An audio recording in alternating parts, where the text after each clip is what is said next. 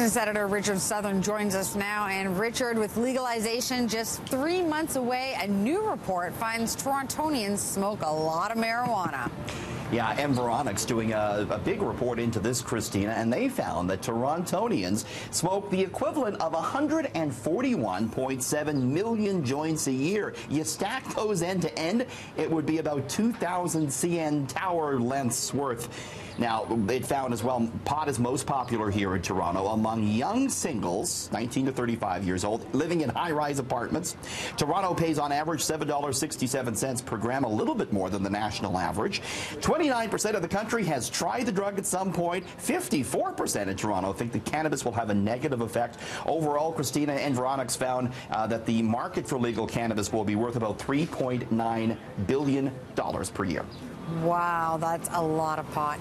Now, what a difference 6 years makes in the Toronto housing market. Richard, you have a surprising statistics about just how much prices have risen. Yeah, it's going to make you shake your head. Over the past 6 years, Christina, the price of a condo is now equal what a house is. So basically, you could have bought a detached house 6 years ago for what a condo costs today. Unbelievable. So look at that. June 2012, your average condo, $322,000. Now the average condo in the city above $561,000, and the average detached house, $1.1 million. So again, the price of a detached house 6 years ago is what a condo was worth now, and the Toronto housing market, Christina, showing signs of heating up again. Sales higher by 17% over last month. So here we go again with a big upswing in the market. Bad news if you're looking for a house. Automakers and union leaders were in Washington today trying to persuade the U.S. government not to slap tariffs on the auto sector. Yeah, the Trump administration has repeatedly threatened to put a 25% tariff on the import of cars and auto parts going into the United States. Could have a devastating effect on the Canadian auto industry. They had hearings today, hearing from the big automakers who, of course, are very much against this. I talked to Jerry Diaz, president of Unifor, the big auto union. I asked him, what are you going to do if Trump pulls the trigger on these auto tariffs? We're going to have to retaliate. There's no way we can just take Donald Trump jeopardizing Canada's #1 industry and do absolutely nothing about it. So we need to retaliate. But then we also need to take a deeper dive on what it'll take to really get his attention. And I would suggest what the United States needs most from Canada is our water, our oil, our energy. So I think we need to start talking about how we turn off the tap. And Christina, the head of Unifor, also telling me that if there's a tit-for-tat trade war in the auto sector, it could actually lead to the bankruptcy of some of the biggest automakers. So this is certainly a big story we'll continue to keep an eye on. Next story could be a good story, depending on what type of day you're having.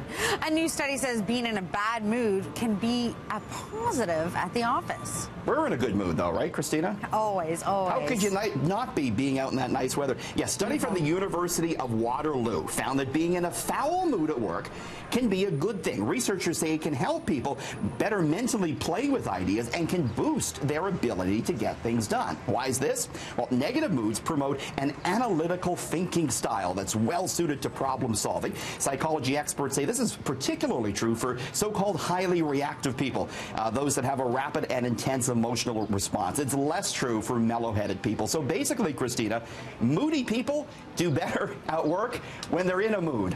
That's what the takeaway from this study is. Okay, so I'm going to have to try and be a little bit grumpier at work. I'll remember that. No, that's impossible for you now. Come on.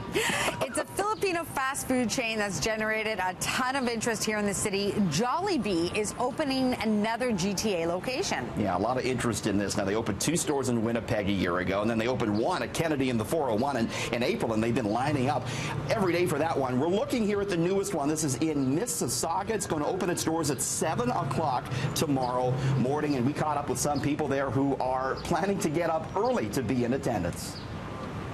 I heard about like the hype in the Scarborough Jollibee, and then I was like, oh, like Jollibee's coming to Saga. So basically, tomorrow we have work at 8, so we're gonna line up here at like 4 a.m.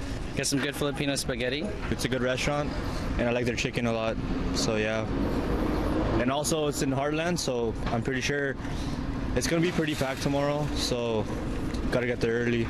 Growing up in the Philippines as a little kid, I remember my dad taking me and my brother out for Jollibee every weekend, you know. And then when I came here, I was like, no Jollibee? Really? I don't want to go there.